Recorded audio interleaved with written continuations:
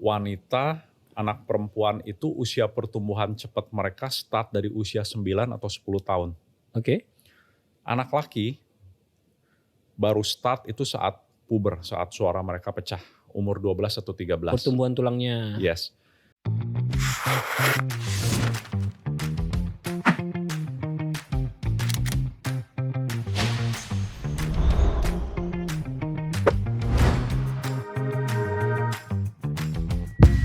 Halo sahabat Sila, selamat datang kembali di Silaturasa, setiap cerita istimewa.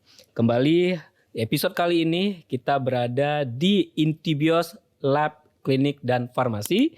Dan sehari ini, episode kali ini kita akan membahas topik yang sangat penting yang mungkin kurang disadari oleh banyak orang, yaitu tentang skoliosis. Saya pas nyebut awal skoliosis juga agak sulit ini karena bahasa yang jarang sekali saya temuin gitu ya. Dan ternyata katanya ya dari data yang ada di sini sekitar 2-3% dari populasi manusia ya itu memiliki tanda kutip mungkin ini disebutnya kondisi ya, skoliosis atau apa nanti akan dijelaskan langsung sama ahlinya. Dan kasus skoliosis ini yang muncul di usia 9-10 tahun lebih sering dialami oleh wanita. Nah, banyak nih fakta-fakta baru yang kita harus cek ya. Dan pastinya nanti ini kita akan ngobrolnya sambil ngeteh gitu ya.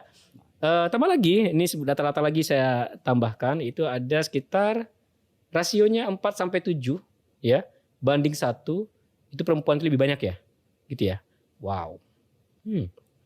Kondisi ini bisa berdampak serius jika tidak ditangani karena dapat mengganggu kualitas hidup dan kerja sistem tubuh.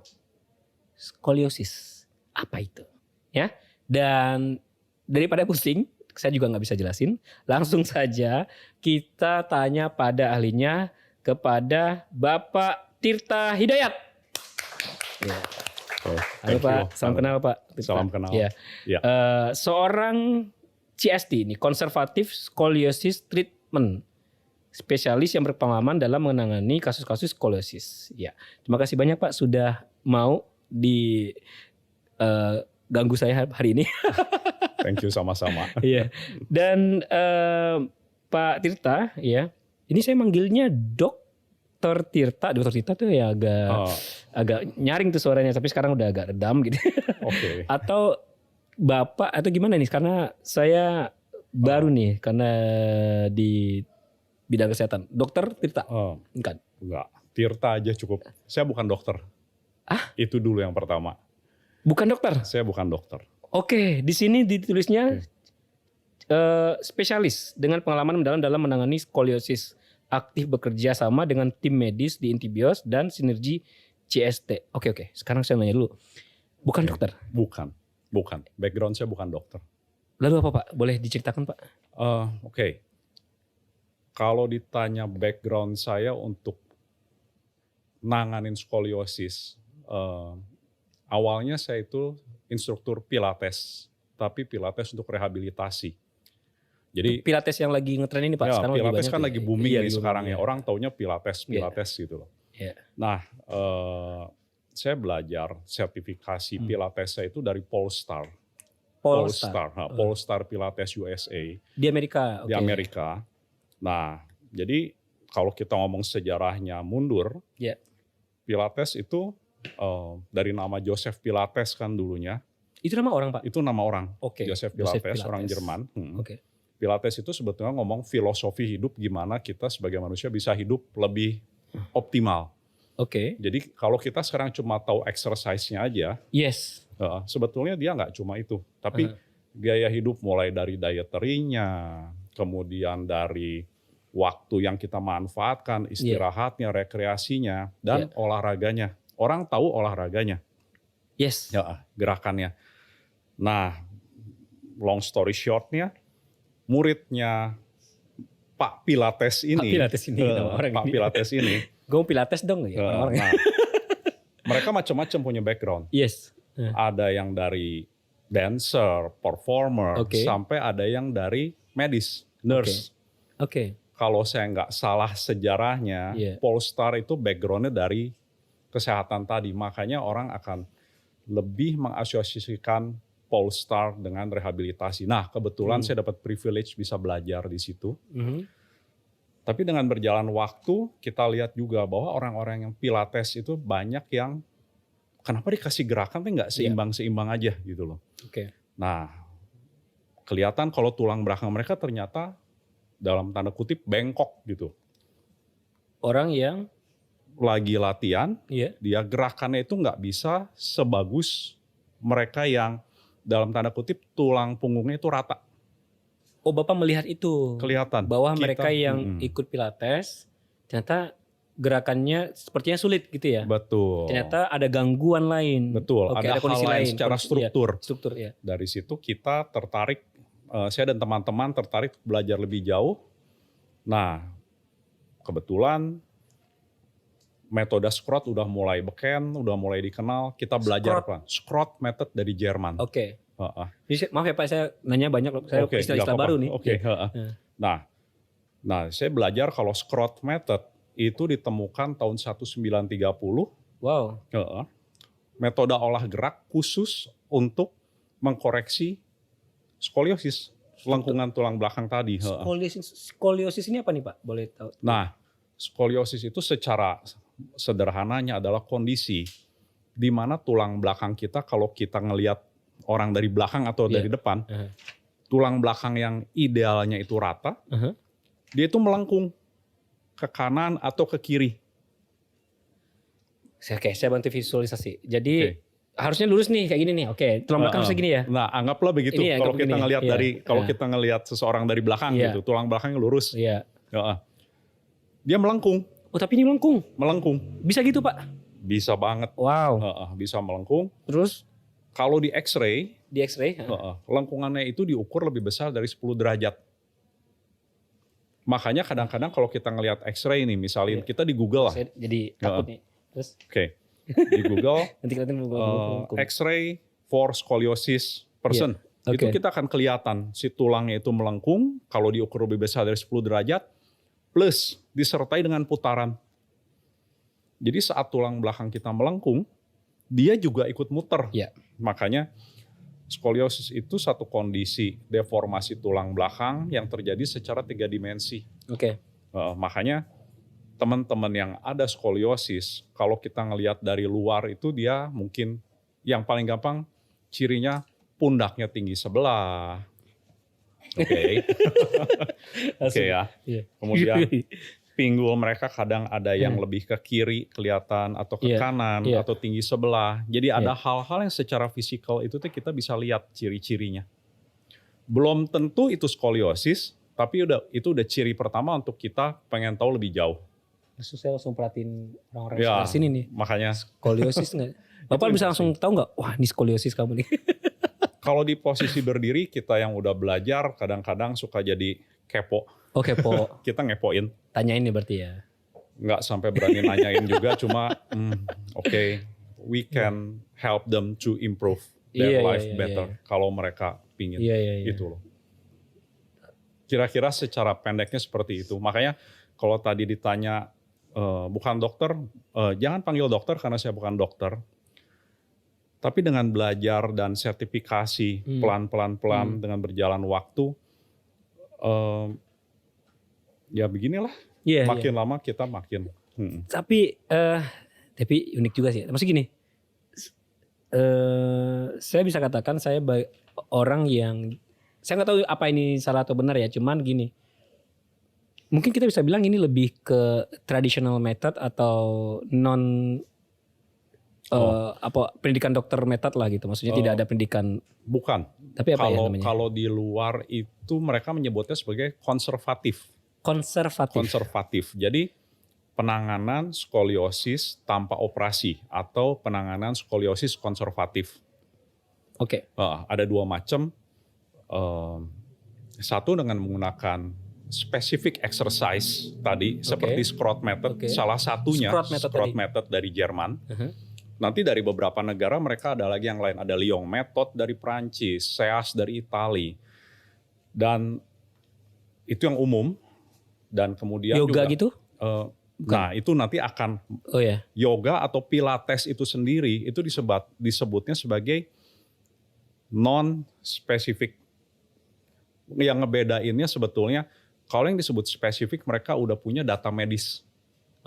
Data medis yang mendukung metode ini kalau diterapkan, metode tertentu diterapkan sama orang dengan klasifikasi tertentu, outcome-nya itu udah kira-kira secara statistik itu proven. Kalau yang disebut non-spesifik bukannya nggak bagus, bukannya nggak proven, tapi belum didukung data medis yang lengkap. Seperti Pilates ada yang namanya Scoliopilates. Scoliopilates ada spesifiknya lagi. Itu dari Amerika, foundernya Karenatek. Di Indonesia itu kebetulan saya salah satu educatornya.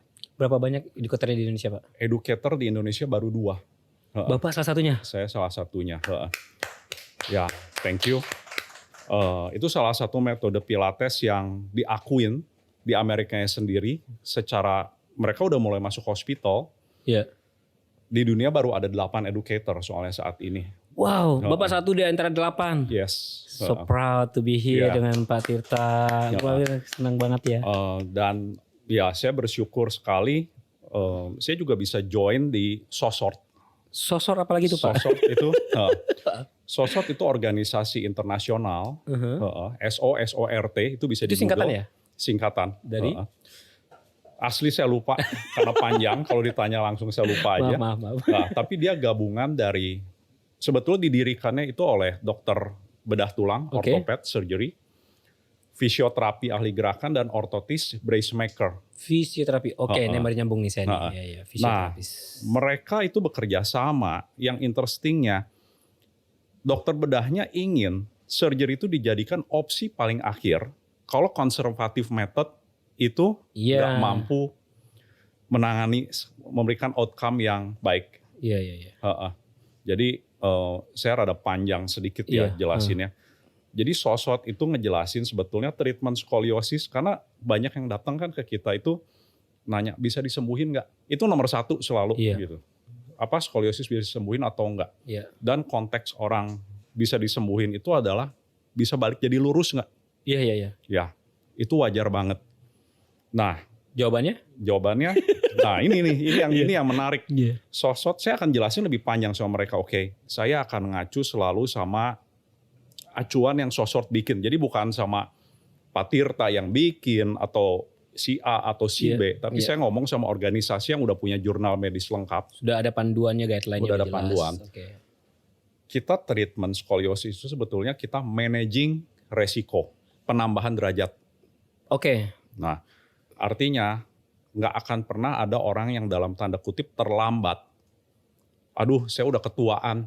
Atau aduh, saya seandainya saya dulu udah treatment akan lebih baik. Sebenarnya enggak. Segala usia bisa memulai terapi dan mendapat manfaat. Karena goalnya pertama adalah stabilisasi. Kita ngebantu teman-teman yang ada skoliosis supaya derajatnya nggak nambah di kemudian hari. Atau kalau sampai nambah pun itu sesedikit mungkin. Itu goal ke-1. Goal keduanya, kita pengen supaya teman-teman yang punya skoliosis itu punya bentuk badan yang lebih simetris, lebih cantik, lebih bagus, sekaligus managing rasa nggak nyaman mereka. Nyeri ya dok ya kalau itu biasanya? Rasanya bisa nyeri, kadang-kadang sampai nyerinya itu ngeganggu banget. Nah, dengan treatment yang ada itu kita harapkan si teman-teman itu punya kualitas hidup yang lebih baik. Makanya balik nih ke pertanyaan tadi, bisa sembuh nggak? Derajat bisa kurang nggak? Jawabannya itu adalah, itu bonus. Bisa bisa nggak? Gitu loh. Cuma potensi bonusnya akan gede banget kalau dikerjain di usia dini. Di usia 9 atau 10 udah mulai. Makanya campaign kita selalu dari usia dini. Dari usia dini udah periksain dulu. Ini kita sama Intibios. Ini selalu campaign kita seperti itu. Itu kira-kira backgroundnya saya, apa yang kita kerjain. Semoga bisa ngasih gambaran yang lebih. Itu hampir menjawab semuanya pertanyaan dok. Dok lagi kan? Kebiasaan ini. Bisa panggil dok apa Pak? Pak aja deh. Dokter itu profesi yang mulia dan pendidikannya saya sadar luar biasa. Kompetensi saya cuma di skoliosis, di treatment konservatif ini. Bapak ada background tenaga medis sebelumnya atau apa? Boleh tahu nggak? Atau sarjananya beda daripada yang ini sebelumnya? Background saya sebetulnya di electrical engineering. Buset. Jadi benar-benar dunia yang berbeda. Dunia yang berbeda nih ya. Dunia yang berbeda. Tapi ada kursusnya atau ada ibaratnya ada workshopnya atau nuntut ilmunya, sertifikasinya, betul. Dan itu memang bukan yang kaleng-kaleng ya, ibaratnya itu Gak tadi bisa. aja Bapak bilangnya cuman 1 di antara 8 yang ada di dunia nih, Betul. yang edukator tentang scoliosis treatment ini tadi ya Pak ya. Wah, keren. Wah, oke. Ya, saya manggilnya kalau saya kelepasan manggil dok nggak apa-apa ya Pak ya. Saya nikmati aja. Saya nikmati aja.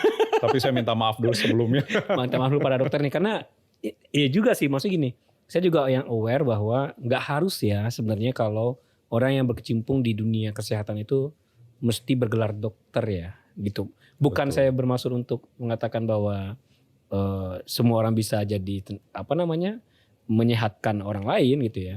Tapi sebenarnya kayak dokter ada ilmu yang lebih lebih kepada penyakit dalam ya kalau saya bilang ya, atau lebih kepada ilmu terapan yang sudah ada dasar-dasarnya gitu ya. Sedangkan tadi yang ini disebutnya konservatif gitu, ibaratnya yang tidak menggunakan penanganan medis ya Pak ya. Betul, non-invasif gitu. Betul. Ya. Jadi sifatnya lebih ke treatment atau tadi disebutnya fisioterapi. Fisioterapi juga dia sifatnya bukan yang kita do something on our patient, tapi patient yang bergerak ngikutin pengarahannya kita. Makanya kita sebetulnya lebih sifat itu lebih sebagai instructor. Yes. Oke. Supaya bisa mengarahkan ini loh gerakan yang benar supaya tubuhmu jadi lebih baik atau menjaga kesehatan atau mengurangi damage-nya. Betul. Nggak ada cara lain untuk bikin otot tubuh kita kerja seimbang. Seperti gambarannya gini, saya biasa jelasin ke pasien. Imagine kamu tuh pengen punya body yang keren. Kamu kan datang ke gym atau kamu ikutan senam, tapi kamu harus gerak nih. Kamu nggak mungkin kamu datang atau kamu ngerjain di rumah pakai alat yang digeter. Gitulah kira-kira gambarannya. Kamu harus do something. There's no magic. There's no magic. Yes. Ada prosesnya. Yes. Nah, bapaknya jadi ibaratnya fasilitator sekaligus instrukturnya ya. Betul. Wah, keren. Kasih dulu buat tangan dulu. Thank you. Pak, kita sambil ngeteh ya. Ini boleh ambil. Ini biar menambah semangat obrolannya, Black Booster ya. Teh rempah tadi. Silakan dituangkan saja langsung. Interesting. Iya. Ini booster ya? Ini booster. Pengganti kopi. Pengganti kopi. Ya, kalau misalkan lagi kebanyakan ngopi atau lagi nggak kuat ngopi, ini alternatif yang baik lah. Gitu. Nah, ini juga bukan obat nih. Ya. Gue sambil di depan ini. Ya, jadi bukan obat. Jadi ibaratnya ini tanaman penyegar kalau teh ini maksudnya. Walaupun sebenarnya bisa diobat dalam skala tertentu dengan dosis tertentu, dia bisa jadi sesuatu yang functional benefit gitu ya. Apalagi kalau kita tambahannya dengan herbal-herbal alami gitu. Itu banyak varian dok tadi. Ya. Nah ya, tadi Bapak lihat ya. Variannya macam-macam banget tuh. Saya banyak nanya dari tadi sebelum podcastnya kita mulai. Soalnya namanya ada yang puitis juga. Ya. Jadi kita juga nggak mau disebutnya tadi sama kayak mungkin Bapak nggak mau disebut dokter ya. Ini kita nggak mau disebut sebagai herbal, pengobatan herbal semacam. Tapi ini lebih ke minuman yang bisa dinikmati tapi juga ada manfaat kesehatannya gitu. Karena bahan-bahan yang digunakan alami dan berkualitas tinggi. Nah, masing-masing bahan itu kita riset, kita teliti. Kalau dikombinasikan dengan A, B, C bahan yang lain, dia punya ibaratnya sinergi dan bisa bantu memperkuat ibaratnya benefit untuk fungsionalnya. Contoh kayak tadi kita punya jeda ini yang kita minum ini. Ini jeda. Misalkan. Nah, ini memang khusus untuk relaksasi. Bagus diminum saat sebelum tidur karena dia punya sedikit kafein dan karena campurnya ada bunga lavender, chamomile yang memang secara empiris dan saintifik sudah terbukti untuk memudahkan kita untuk tidur atau relax gitu. Nice. Nah, kalau yang Bapak minum itu ada rempahnya, black tea yang tinggi kafein, tambah rempah-rempah yang menghangatkan badan dan meningkatkan metabolisme gitu. Jadi nanti bikin semangat gitu, jadi energi. Yes. Mari Pak. Ayo mari.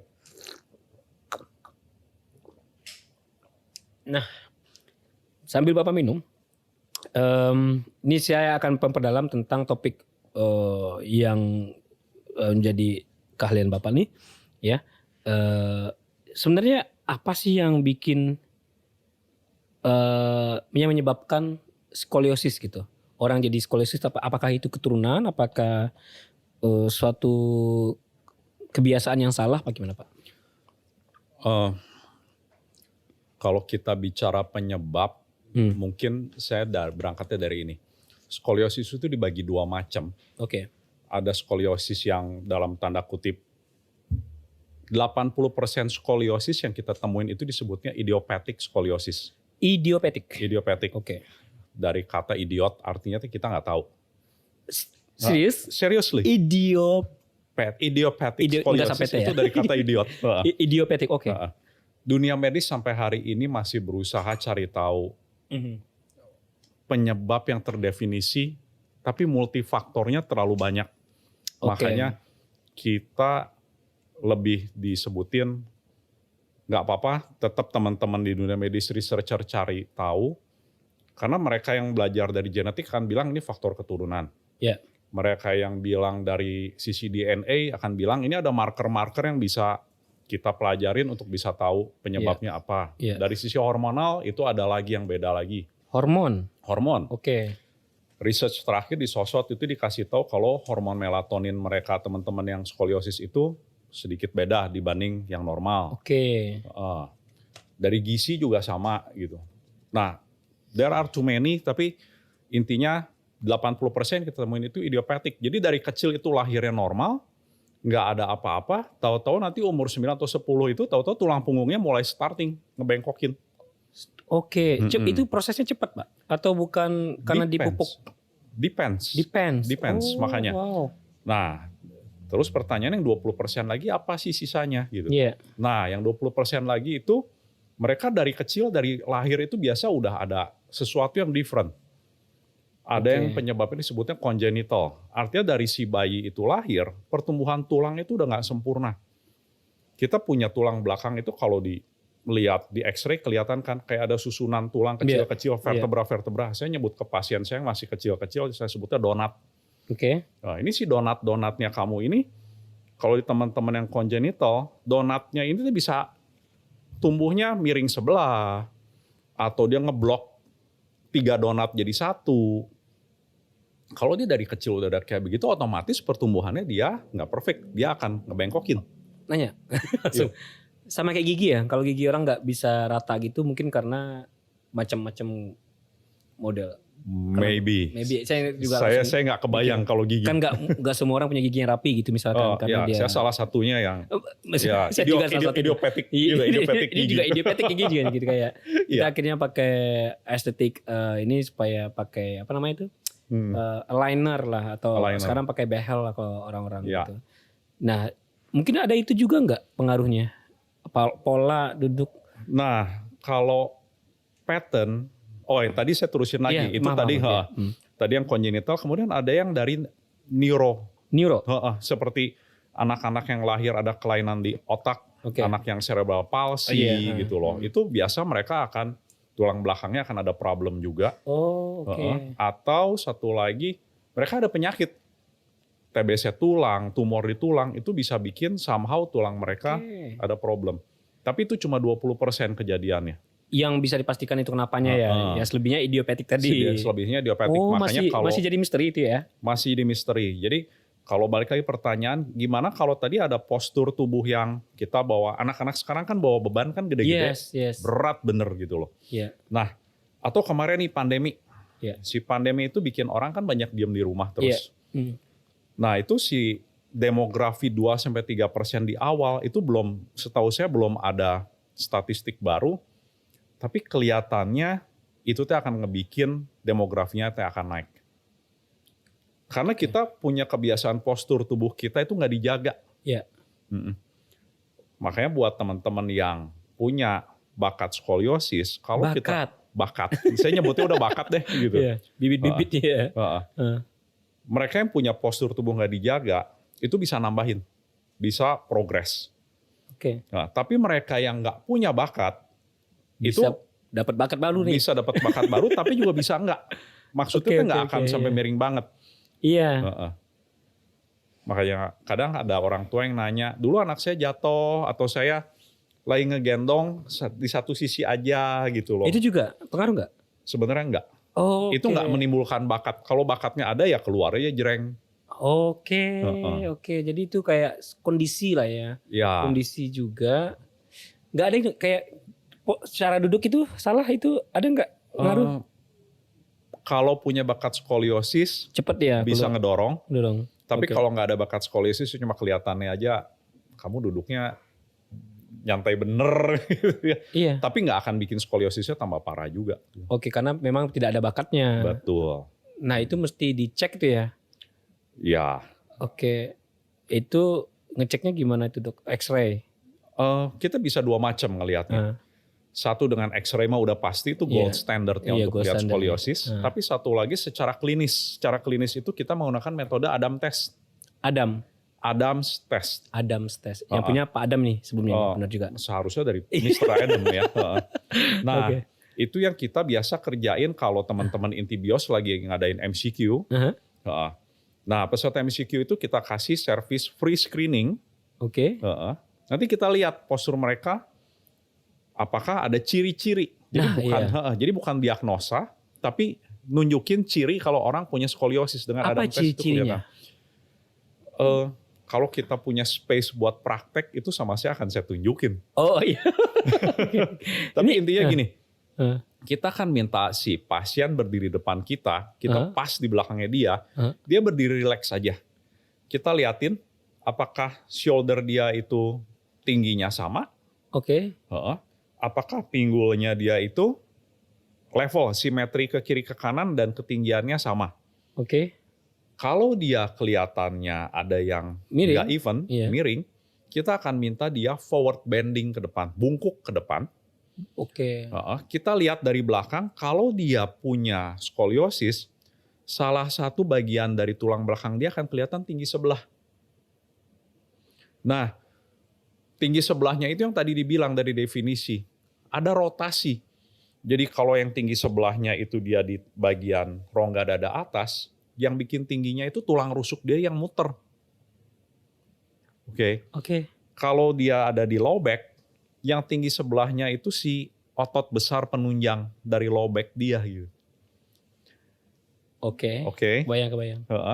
Nah, kalau sampai udah kelihatan ada, kita akan saranin Anda better take X-ray dan meet scoliosis consultant untuk find out more. Yes. Harus dilihat betul. Yes. Itu yang kita bisa lakukan secara klinis. Makanya screening itu sebenarnya sangat mudah. Nggak usah tenaga medis. Ini kita siapapun, makanya orang tua yang dia punya dalam tanda kutip bakat skoliosis, itu bisa do that at home. Semudah itu. Kayak nanti kita exercise juga nih. Bisa. Mari. Agak serem juga nih. Cuman pertanyaan gini, saya jadi khawatir. Tapi sebelum masuk situ deh, saya pengen tahu juga. Setelah kita kenal ciri-ciri skoliosis itu, maksudnya kan berarti kan nggak semua orang sadar mereka punya kondisi itu. Kalau misalkan mereka nggak sadar, dampaknya apa sih? Dampak.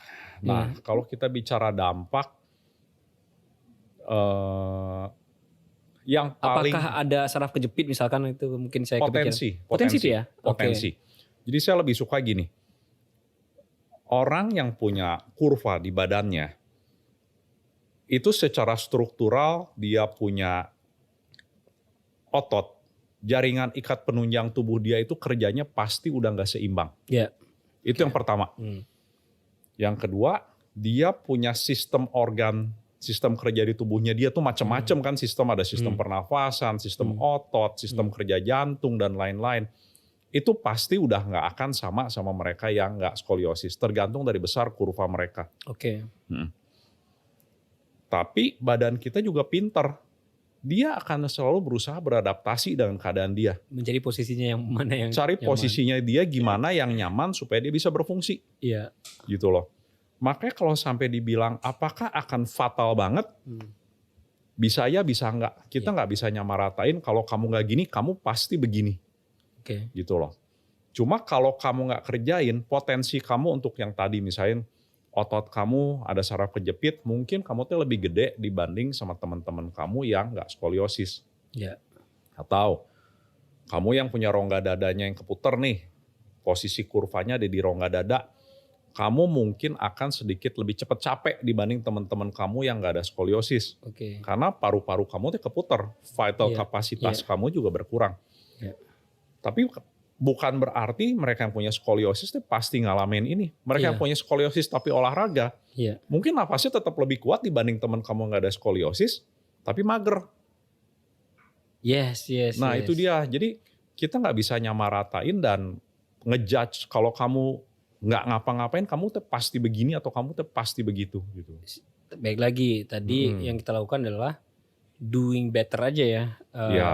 Skoliosis atau enggak skoliosis, olahraga pasti penting gitu ya. Penting, tetap Cuman harus. apalagi, tapi yang parahnya adalah kalau skoliosis malas olahraga atau tidak tahu, nggak ngerti gitu.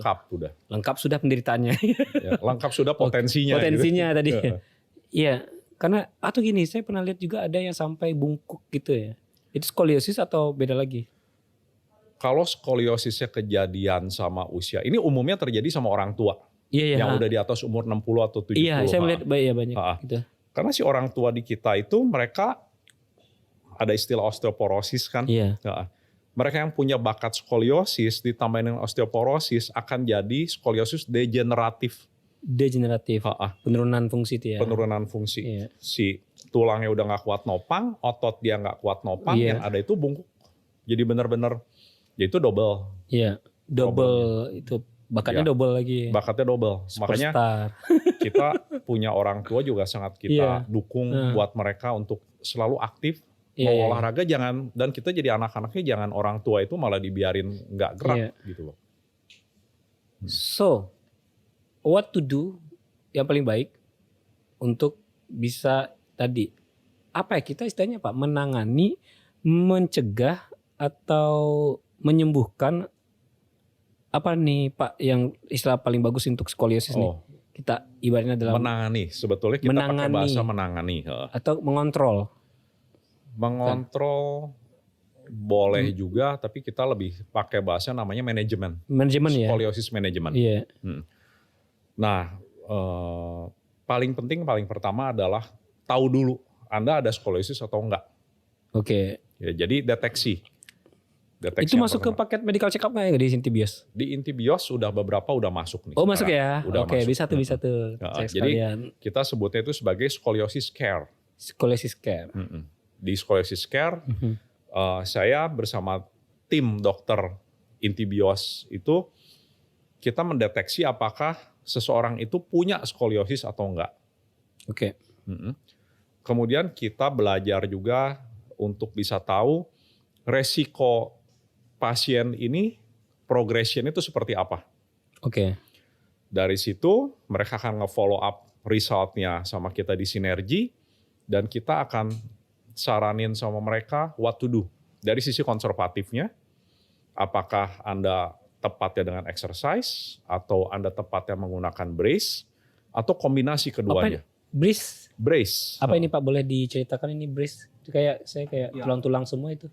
Itu buat apa itu Pak? Nah, jadi brace ini adalah metode penanganan konservatif juga, tapi dia sistemnya itu seperti kalau tadi itu pakai korset ya Pak? Korset, betul. Ini korset. Kalau gigi kan kita pakai behel. Aligner ya. Aligner, behel. Nah, kalau tulang belakang kita pakai korset ini. Jadi tiap korset dibikin secara custom, spesifik dengan bentuk lengkungan tubuh setiap orang. Itu kayaknya nggak seimbang banget Pak. Itu lebih seimbang kayaknya. Nah ini macam gimana tuh Pak? Jadi korset ini ada korset yang ceritanya akan lebih tepat untuk derajat di bawah 45. Dan ada satu lagi yang akan ngebantu buat derajat di atas 45.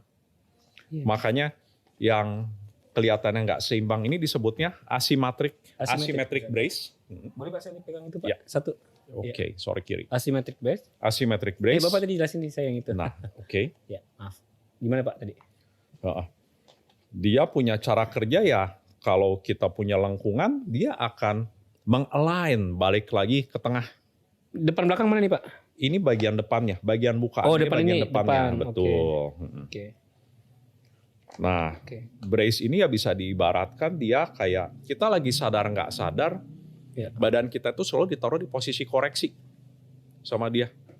Oh, ditaruh di posisi koreksi. Jadi kalau misalnya kita salah gerak, sakit di sini pasti kita pindah gitu atau enggak? Gimana model? Kita udah nggak akan bisa bergerak saat kita pakai brace. Betul. Jadi kalau kita mau ngomong soal brace, dia cuma punya 2 faktor keberhasilan. Satu, dia dipakai sesuai anjuran. Kalau anak-anak itu dia pakai itu harus full time 22 jam satu hari. Artinya dipakai tidur, dipakai sekolah. Oh, dipakai tidur juga? Kalau bisa kawat gigi lah, nggak dilepas sama 24 jam. Betul. Liner juga ya. Saya juga liner minimal sehari 21 jam kalau dia. Betul. Cuman hanya boleh makan sejam gitu istirahatnya. Nah, dan yang keduanya dia harus punya efek koreksi yang baik. Artinya pada saat brace ini jadi, si pasien itu akan di ronsen menggunakan brace, hasil kurva dia harus berkurang minimal 30%. Ini jadi, dengan dibantu ini bisa mengurangi 30%. Betul, makin gede makin bagus. Tapi kita tentunya harus nyari sweet spot. Terlalu gede koreksinya dia juga akan terlalu sakit buat dipakai. Iya. Jadi pelan-pelan ya sama kayak gigi ya. Kayak gigi. Iya. Gak mungkin tiba-tiba langsung diubah lurus gitu. Betul. Lepas giginya ntar Pak. Betul. Iya. Pak maaf. Lanjut maaf. Ya itu dia.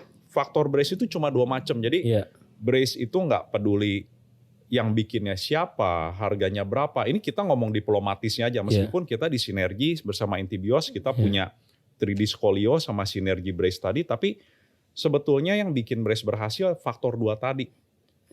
Gitu loh. Nah itu dia. Dua tadi apa Pak? Boleh ulangi lagi? Jam pemakaian dan in-brace correction. In-brace correctionnya, oke. Betul. Iya Pak, ini maaf ini kayaknya pinggangnya kecil. Ini anak kecil ya Pak ya? Ini sebetulnya sampel model. Oh, sampel model. 75%. Jadi 75% dari ukuran aslinya. Oh, oke. Dibikin kecil. Bukan karena ini anak kecil. Soalnya takutnya kayak iya, pastinya banyak ya. Oh iya, pastinya banyak anak kecil ya, Pak. Jadi sedih juga kalau misalnya banyak anak kecil yang menderita skoliosis ini. Betul. Tapi memang ya deteksinya dari dini ya, Pak ya. Sedini mungkin, makanya kalau kita bisa dapat deteksinya itu dari usia di bawah 9 atau 10 atau 9 tahun, itu kurvanya itu biasa dia baru mulai, lebih mudah ditanganin. Iya. Dia di usia awal pertumbuhan cepat, jadi tulangnya juga masih belum keras. Tulangnya masih belum keras, belum matang ya. Intinya kita masih bisa nanganin jauh lebih mudah dibanding kalau dia udah lebih dewasa.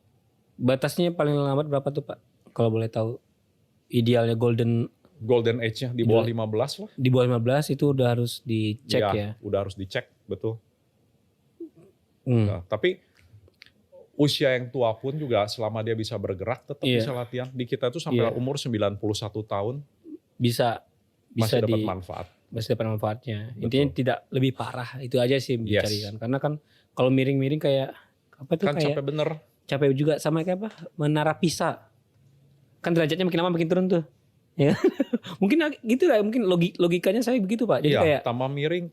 Kayak konstruksi bangunan sedikit miring aja, tapi kan karena gravitasi lama-lama makin miring bisa jatuh ya kan Pak ya.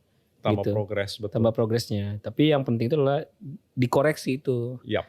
Apakah itu menyembuhkan? Baik lagi bonus tadi itu ya. Bonus, betul. Oke, itu pertanyaan sering tuh. Tapi dari kasus yang Bapak tangani, apa yang kita bisa bilang? Berapa persen improvement yang didapatkan? Improvement. Oke. Kalau kita ngomong exercise, 95% itu improve. Improve ya, 95% ya. Nice. Entah improve-nya kelihatan dari sisi fisik. Ya. Atau yang kedua dari sisi discomfort-nya itu tuh makin berkurang, jadi lebih nyaman. Tapi kita nggak bicara soal pengurangan derajat. Exercise. Kalau dari sisi bracing, bonus itu semakin dia usianya makin muda, bonusnya dia semakin gede. Itu dia. Ya, lanjut Pak. Jadi kalau misalkan di bagian orang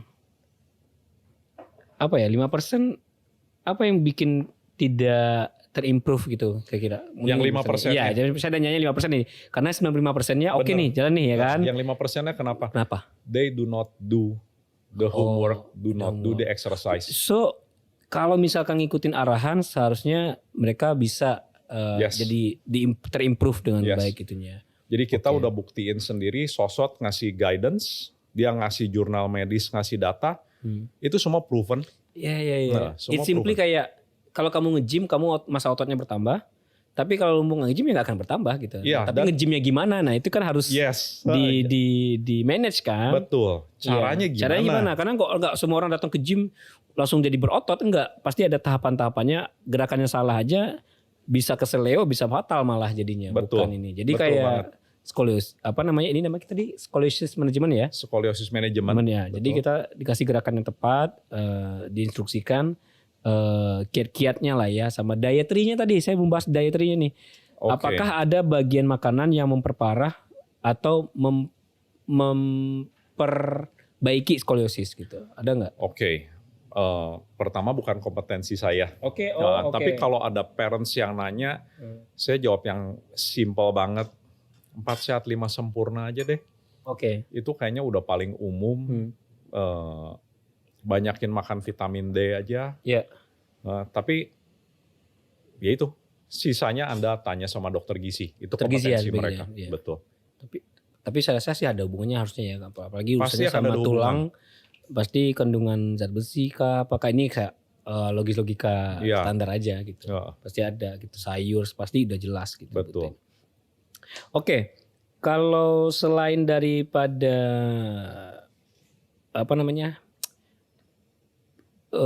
terapi dengan gerakan ini, bisa pilates tadi apa ya? Yoga, ada lagi yang lain nggak kira-kira?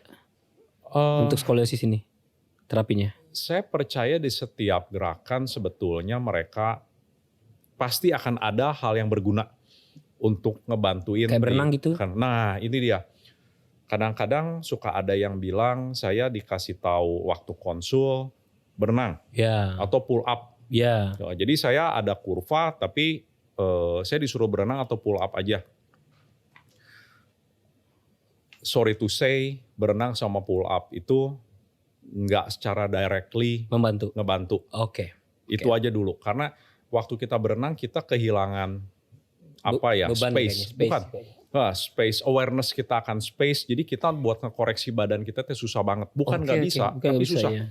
Makanya kalau berenang itu sehatnya aja deh yang diambil. Carinya bukan penanganan skoliosis. Bukan penanganan skoliosisnya. Even pull up juga. Even pull up. Pull upnya ada cara khusus untuk ngasih manfaat untuk koreksi skoliosisnya. Gak bisa juga sembarangan pull up. Gak bisa. Apakah harusnya pull upnya karena miring di kiri, harusnya di kanan? Harusnya gitu kan mungkin ya, ada idenya. Iya, ada arahannya. Ada arahannya dong. Ada arahannya, betul. Itu dilihat dulu tulangnya seperti apa, di mana posisinya. Betul. Iya. Yes. Gak asal sembarang pull up juga. Lah mungkin nanti pull upnya malah memperparah ya. Memperparah sih mungkin enggak juga, tapi nggak ngebantuin. Jadi anggap aja buat sehatnya aja lah. Ambil sehatnya aja. Sekarang tuh lagi banyak chiropraktik, yang pelusin pelan. Chiropraktik ya. Itu gimana pandangannya dari Bapak? Chiropraktik itu termasuk terapi yang sifatnya intervensi. Intervensi ya. Intervensi ini benar. Di luaran kan ada juga beberapa metode bone setting atau gimana. Saya percaya mereka punya disiplin ilmu yang memang spesifik juga untuk skoliosis. Tapi saya karena nggak kompeten di bidang itu, saya nggak bisa komen terlalu banyak. Cuma make sure kalau datang ke chiropractor, pastikan bahwa mereka punya knowledge yang betul-betul benar untuk skoliosis. Soalnya mereka directly manipulate your bones. Di belakang itu ada syaraf, ada spinal cord, dan salah sedikit aja bisa fatal banget. Jadi make sure aja chiropractor Anda memang ngerti tentang skoliosis. Iya. Karena yang banyak ditunjukkan di media juga yang sukses-suksesnya aja nih. Gitu. Artinya saya juga belum pernah langsung, mungkin ada 1-2 yang begitu, cuman lebih banyak yang positifnya. Cuma saya juga masih lihat itu lumayan keras ya gitu maksudnya. Ya. Tapi saya pun sendiri kayak ini kita kotak ini. Kretek itu kan enak. Itu boleh nggak sih? Saya juga suka sih. Jadi mau bilang nggak boleh sendiri ngerjain juga ya. Iya kan? Iya. Kayak tangan gini. Kadang ada yang bilang nggak boleh, nggak baik, nanti kropos segala macam. Ini kan nggak tahu sih. Ya enak juga soalnya. Sih, ya. Belum ada. Saya juga belum pernah dengar ada hubungannya antara kadang kretek-kretek jadi pengapuran jadi gimana gitu. Atau saya tolong dia kalau bisa teman-teman punya ilmu yang lebih atau tahu lebih, kita komen ya di bawah ya. Saling belajar aja, saya juga belajar, betul. Juga pandangan-pandangan sehari-hari aja nih. Betul. Gitu. Selain pengobatan yang sifatnya tadi terapi gerakan, parti yang paling jauhnya tadi Bapak bilang operasi. Yes. Iya, itu yang fatal. Yang maksudnya pilihan terakhir lah ya. Betul. Kapan itu Pak orang akhirnya harus dioperasi jadinya? Oke, saya coba jawab secara kulitnya aja karena kompetensinya itu tentunya ada di teman-teman dokter surgery. Tapi yang paling pertama adalah kalau penanganan konservatif itu tidak mampu buat ngerem progresivitas dari si kurva. Oh berarti ini nanti Bapak akan ada manajemennya ya. Jadi kontrol lagi ya. Oh betul. Sama lagi kayak behel. Oke. Terus betul. Tiap bulan ada, ini mungkin malah tiap minggu ya. Betul. Jadi kalau si kurva terus nambah secara drastis, mau nggak mau kita harus consider buat operasi. Oke, itu yang pertama. Cuma yang kalau saya lebih ngelihatnya gini, mereka yang udah menjalani operasi sekalipun, there is no guarantee your curve will not progress. Iya. Tetap aja. Dan setelah operasi bukan PR kamu teh langsung beres, tapi kamu teh ada post-op exercise. Iya. Karena kita develop skoliosis itu kan nggak sebentar, menahun. Badan kita itu udah punya pattern cara dia bergerak, ngikutin skoliosis kamu. Operasi itu dikerjain dalam waktu sangat singkat, pattern di badan kamu itu tuh nggak berubah. Iya, struktur tulangnya diubah paksa, bukan diubah paksa ya, kondisikan diubah paksa ya, berarti kan dilurusin sama besi apa ya itu ya. Tapi sebenarnya badan kita belum seimbang nih. Yang nggak seimbang itu nggak cuma otot-otot dan jaringan ikatnya, tapi pattern di kepala kita juga punya cara bergerak itu tuh udah begini loh sekian lama. Itu tuh sesuatu yang kita mesti adjust secara bertahap. Makanya teman-teman yang udah operasi tetap do exercise buat post-op. Itu sarannya. Gitu. Iya. Baik lagi dari dini guys, ya dicek apakah kita ada bakat skoliosis ya. Betul. Bahaya juga nih. Tapi ini masih jadi pertanyaan saya dok. Pak gitu, bahwa kalau duduknya salah, mungkin kayak, saya belajarnya gini terus nih. Pertanyaan saya, ini mana ayam apa telur nih? Karena dia skoliosis, makanya dia belajar duduknya begini. Pas belajar nulis di SD gitu ya. Atau karena dia sering begini, makanya jadi skoliosis. Mana yang dulu nih? Ayam atau telur nih? Itu ada teorinya itu sebetulnya ada disebutnya vicious cycle. Jadi, vicious cycle. Jadi saat skoliosis terjadi, secara struktur, badan kita akan develop cara duduk atau cara berdiri yang nyaman menurut lengkungan kan. Iya. Nah, semakin kita ngikutin loading weight bearingnya kita di dalam, itu makin ngedorong skoliosisnya tambah jadi. Oke. Our job itu ngebantu mereka nge-break ini vicious cycle ini. Vicious cycle. Jadi conscious cycle yang baik. Artinya kita ajarin mereka untuk cara duduk kamu sekarang yang lebih better seperti ini. Cara berdiri kamu yang lebih better seperti ini. Kita menyebutnya active daily living kamu yang kita reprogram. Makanya kalau balik ke pertanyaan tadi, kalau orang yang udah punya skoliosis, dia akan punya pattern dan dia akan diperparah dengan patternnya dia. Tapi orang yang sekarang nih, kalau orang yang nggak punya skoliosis, tapi cara duduk dia ke satu sisi itu seperti itu, dia belum tentu jadi kurva. Mungkin dia sedikit miring, tapi dia nggak akan jadi skoliosis. Skoliosis itu syaratnya dia punya kurvanya, ada curve-nya itu ya? Itu udah kejadian. Udah ada bakatnya lah untuk sampai ke situ. Iya. Oke, ngerti sekarang. Keren. Jelasan dari Pak Tirta ini. Tangan lagi Pak Tirta dong. Nih ilmu banyak banget nih, nggak berasa udah hampir 50 menit ya Pak. Ini belum semuanya nih. Saya kejar nih pertanyaannya. Iya. Terus ada hubungannya nggak dengan kesehatan mental tuh kalau skoliosis itu? Banget. Serius Pak? Serius. Apa itu? Ini dari penemuan dari meeting SOSORT yang terakhir. Iya. Ini meetingnya tiap tahun nih Pak? Tiap tahun. Tiap bulan apa tiap tahun nih Pak? Annual ya? Annual. Oke. Di mana diadakannya Pak? Gitu. Mereka pindah-pindah. Pindah-pindah. Yang terakhir 2024 itu di Boston. Kemarin. Di Boston, oke. Ada presenter yang data statistiknya itu keluar, teman-teman usia belasan tahun yang punya kurva itu udah di atas 60 atau 80, mereka punya anxiety level itu setara sama orang dewasa yang punya cancer stadium 4. Oke, ulang lagi Pak. Jadi orang dewasa kalau punya cancer udah di stadium 4 itu udah yang parah-parahnya. Depresi lah. Mereka punya depresi, mereka punya emotional burden, anxiety. Itu sama teman-teman belasan tahun yang punya derajatnya itu di atas 60 atau 80 saya lupa. Sedemikian seriusnya. Padahal parents itu belum tentu tahu burdennya mereka. Kita praktisi dari medis pun kita nggak paham. Iya. Karena anak ini depresi nggak kelihatan juga ya? Nggak kelihatan. Mereka yang skoliosis itu biasanya akan datang dengan emosi mereka. Cuma emosinya kan mereka menghadapinya beda-beda. Iya. Ada yang jadi minder. Ini kalau kita ngomong yang usia belasan tahun. Ada yang merasa takut diterima sama teman, nggak diterima sama teman dia. Diejek lah ya atau apa gitu ya. Ada juga yang jadi self-destructive.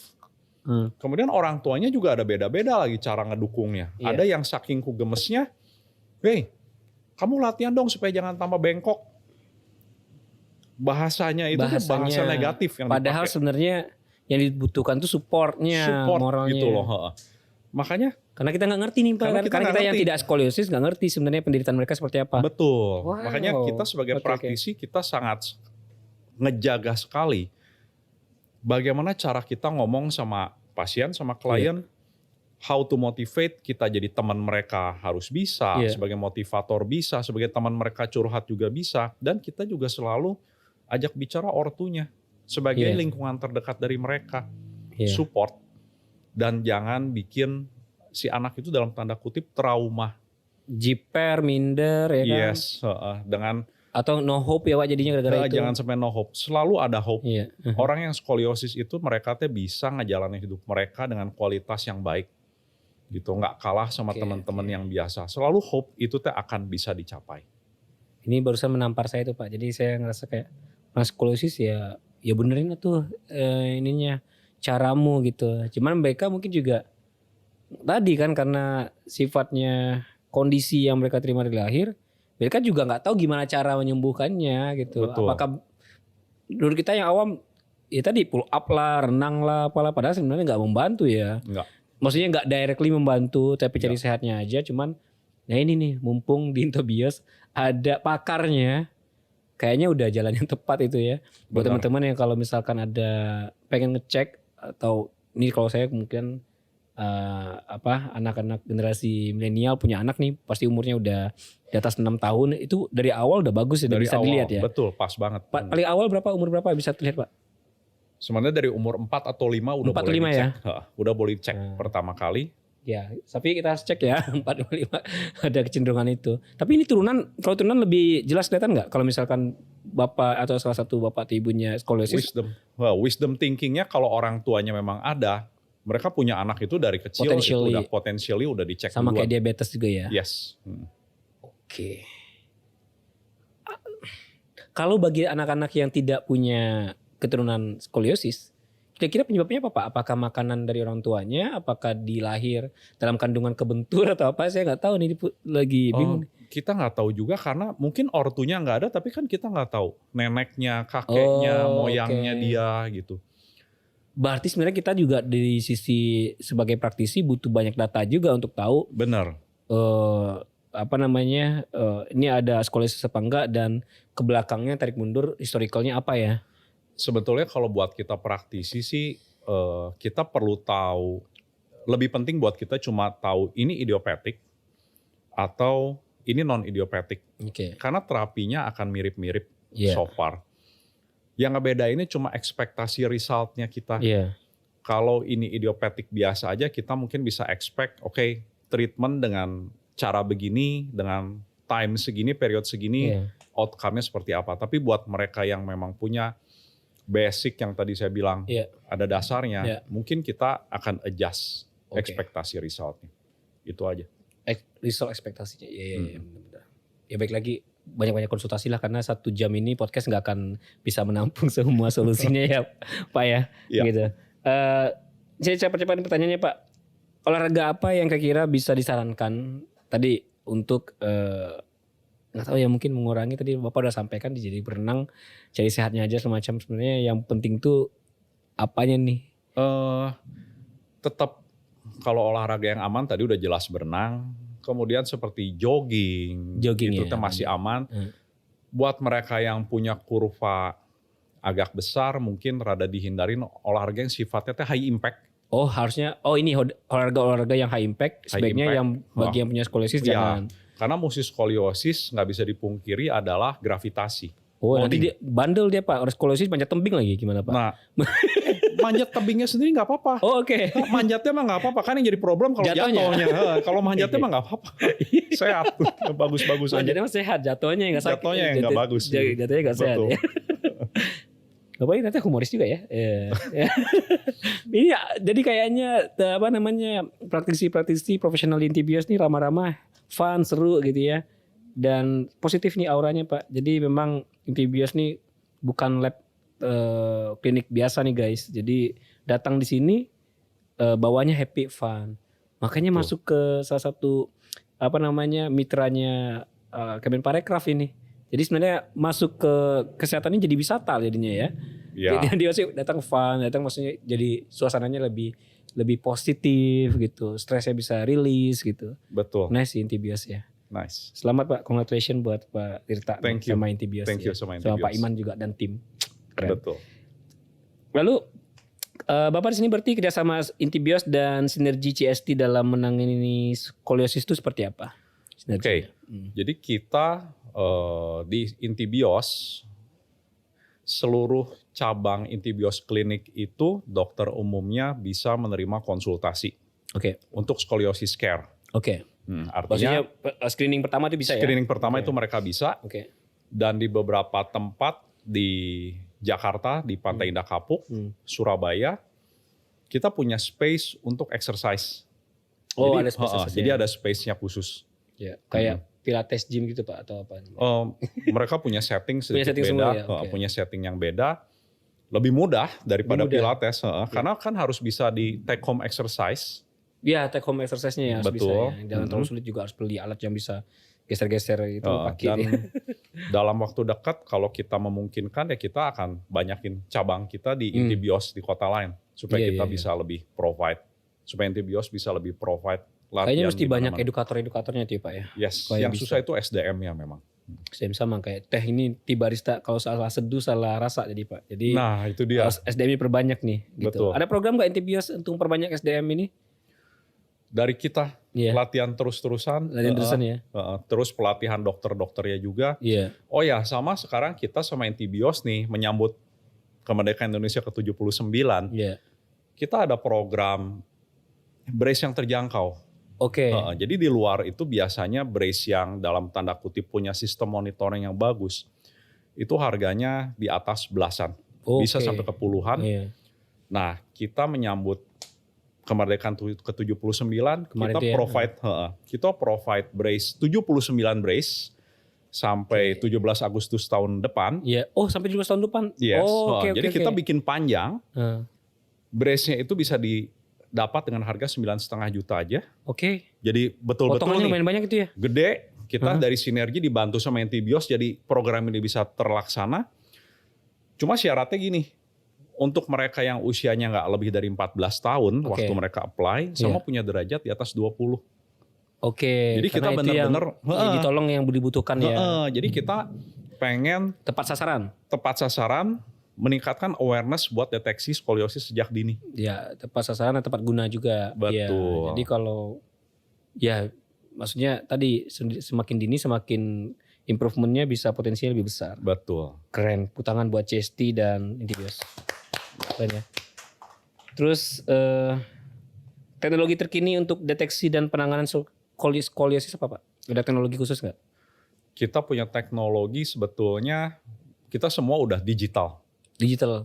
Mulai dari keren ya. Tadi digital juga sih. Dr. Sabrina. Oh ya. Iya. Mulai dari scanning buat bikin brace-nya kita udah pakai scanner 3 dimensi. Oke.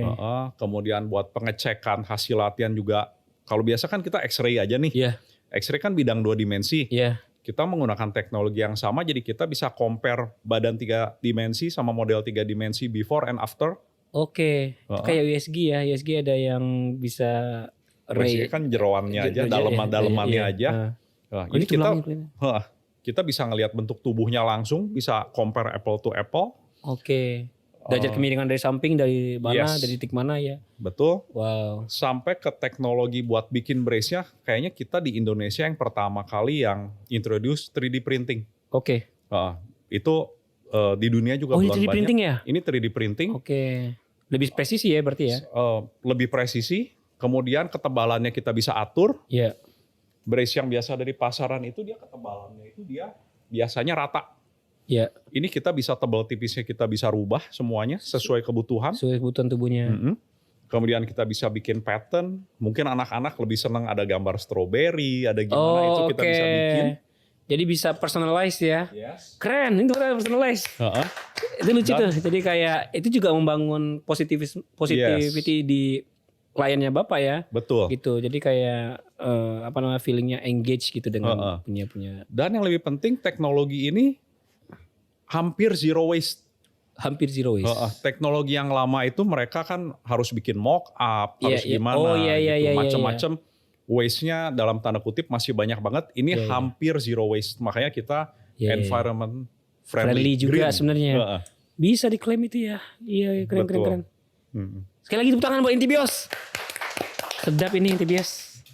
Harus banyak emang dikomunikasikan tuh sebenarnya. Oke, betul. Kayak butuh silaturahmi. Benar. Ngobrolin ini ya Pak ya. Betul. Gitu. Nanti kita liputan ini apa aja fasilitas di Intibios? Ada? Bisa? Wah bisa lagi nanti. Mantap. Ini banyak acara dadakan aja sih saya. Iya. Oke. Wah ini sebenarnya masih banyak lagi nih pertanyaannya nih. Saya balik lagi dulu deh yang terakhir yang pertama. Kenapa wanita lebih cenderung punya potensi lebih tinggi untuk ada lebih kondisi skoliosis ya? Nah, wanita, anak perempuan itu usia pertumbuhan cepat mereka start dari usia 9 atau 10 tahun. Oke. Anak laki baru start itu saat puber, saat suara mereka pecah, umur 12 atau 13. Pertumbuhan tulangnya. Yes. Skoliosis sendiri muncul sama-sama di usia 9 atau 10. Oke. Artinya waktu skoliosis muncul, anak perempuan itu pertumbuhan cepatnya udah start. Oke. Anak laki itu masih cenderung stabil. Makanya kenapa anak perempuan yang punya skoliosis jumlah lebih banyak karena dia kalau bahasanya itu udah ada skoliosis, pertumbuhan cepat dia larinya tuh udah nggak stabil duluan. Iya. Nah, makanya kenapa kita tadi ada rasionya itu bisa 4,5 sampai 7. Buat mereka yang punya derajat misalnya 10 sampai 20 lagi ketahuan nih di usia 9 atau 10. Ya. Itu 4,5 banding 1. Tapi kalau mereka punya derajatnya udah di atas 40 derajat, mereka bisa 7 banding 1. 7 lebih banyak daripada anak laki. Jumlah orang yang kena skoliosis ya. Betul. Oh, berarti bisa saya simpulkan kalau anak Anda perempuan mending di bawah umur 10 tahun itu udah periksa. Betul. Yes. Bahkan jangan 10 lah, 8 tahun tadi, 6 tahun ya. 9 lah. 9 tahun lah yang paling umum. Paling umum 9 tahun ya. 9 tahun cepet aja lah ya intinya. Khawatirnya nanti udah telat duluan. Anak sekarang pubernya cepet Pak. Ya, dan tinggi-tinggi. Tinggi lagi. Betul. Gitu. Ya kalau laki-laki mungkin masih aman di umur 12 itu apa lagi puber, cuman ya makin dini makin bagus. Betul. Oke. Kira-kira Pak ini ada ini biasanya tadi kita kalau podcast itu ada quotes of the day atau pesan khusus selama podcast ini. Bapak bisa lihat kamera ini untuk sampaikan Kira-kira pesan kepada masyarakat boleh tentang kesehatan atau tentang skoliosis, himbauan mungkin pesan dari Bapak kira-kira apa? Oke. Ya. Dalam konteks skoliosis, paling baik itu periksakan skoliosis sedini mungkin. Itu yang paling pertama. Dan kami sinergi bersama teman-teman di Intibios menyediakan fasilitas layanan skoliosis care di mana para dokter akan ngebantu buat memeriksa skoliosis Anda, dan kemudian skoliosis manajemen di mana kita akan ngebantu gimana menangani skoliosis dengan cara yang terbaik untuk Anda. Terima kasih. Terima kasih juga untuk teman Silat Rasa yang memberikan kesempatan kita di acara ini untuk bisa dikenal lebih luas. Semoga kerjasama kita terus berjalan dan makin baik. Makin baik demi Indonesia Emas 2045. Betul. Ya, terima kasih banyak Pak. Okay. Ya. Ini Pak, kira-kira yang fakta yang saya belum tahu tentang skoliosis ini mungkin tidak ada dalam pertanyaan. Masih banyak. Masih banyak ya? Masih banyak. Ini topik yang nggak habis-habis. Habis-habis ya? Betul. Nanti hubungannya tadi sama sama psikologis tadi, sama kesehatan mental. Saya nggak tahu tuh nanti ada hubungannya dengan penyakit-penyakit lain tuh biasa bawaan atau itu kayaknya. Bisa iya, bisa enggak juga. Cuma jangan dibalik. Yang interesting, saya sakit mah. Kemudian saya baca karena skoliosis itu bisa lebih sakit mah. Jadi contohnya apakah ini menyebabkan skoliosis? Skoliosis menyebabkan sakit mah? Kayaknya nggak usah dibolak-balik yang seperti itu. Jadi intinya gini, skoliosisnya sendiri itu badan kita tuh pinter nomor satunya. Dia akan selalu berusaha beradaptasi. Makanya pertanyaan, saya punya anak perempuan, apakah skoliosis akan bikin nanti dia susah punya anak? Kayak atau gitu. susah bersalin atau gimana gitu loh. Sampai hari ini saya nggak ngelihat data medis. Bahwa mereka yang punya skoliosis itu susah hamil atau susah punya anak. Atau hubungannya dengan penyakit lain bla bla bla gitu. Atau yang lain-lain. Lebih baik fokus aja dulu sama sesuatu yang secara struktural kita udah bisa lihat. Mari kita improve itu dulu. Jangan cari alasan ya. Jangan cari alasan dulu yang lain-lain. Ya nggak ada hubungannya nggak apa-apa lah gitu. Tapi harusnya karena ada keadaan skoliosis itu sebenarnya bakat untuk hidupmu akan lebih sulit atau kurang tadi kehidupannya jadi lebih sulit ya Pak ya, jadi terkendala atau sesuatu. Lihat kalau saya akan ajak teman-teman lebih lihat selalu dari sisi harapan, dari sisi hopes. Karena hopes itu tuh bisa dicapai selama kita mau usaha. Makanya nggak ada magic dan nggak instan, tapi kita harus usaha itu dulu. Wah, itu yang penting. Tepuk tangan kembali buat Dr. Tirta. Terima kasih banyak Pak Tirta. Terima kasih. Jangan sampai panggilnya Dr. Tirta nanti beda orang ya. Betul. Jadi terima kasih banyak sudah memberikan pengetahuan, edukasi buat teman-teman semua yang penasaran atau masih mungkin ada pertanyaan-pertanyaan, silakan di komen di bawah. Nanti saya akan sampaikan ke tim Intibios atau ke Pak Tirtanya langsung untuk ditanyakan. Kalau mau konsultasi langsung aja datang ke Intibios ya. Intibios ini semua cabang bisa ya? Betul. Semua cabang bisa. Nanti bisa dibikin janji temunya ya Pak ya? Betul. Siap gitu. Sekali lagi terima kasih banyak Pak Tirta atas penjelasannya yang sangat edukatif. Dan ini kita menjadi lebih paham untuk pentingnya mendeteksi skoliosis sedini mungkin. Mari kita jaga kesehatan tulang, ya dietnya juga dijaga, dan kualitas hidup kita. Yang penting sebenarnya dengan kita mendeteksi skoliosis lebih dari dini, kita bisa memperbaiki kualitas hidup kita. Itu yang paling penting ya. Serta jangan ragu untuk memeriksakan diri jika ada gejalanya. Nah kalau teman-teman yang udah jalannya agak miring nih, nah itu mungkin langsung laporin aja ke ke Pak Tirta nih. Atau ajak langsung ke Intibios biar ketahuan langsung ya.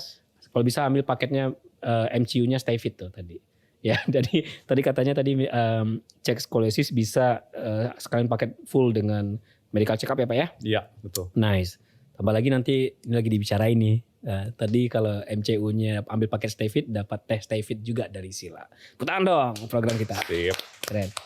Nah, sahabat Sila, demikian perbincangan kita hari ini. Terima kasih sudah mendengarkan Silat Rasa dan nantikan episode baru setiap hari Jumat ya jam 7 itu akan kita rilis. Dan untuk kamu yang ingin berkolaborasi produk-produk UMKM, jangan sungkan untuk DM @silaturasa atau komen di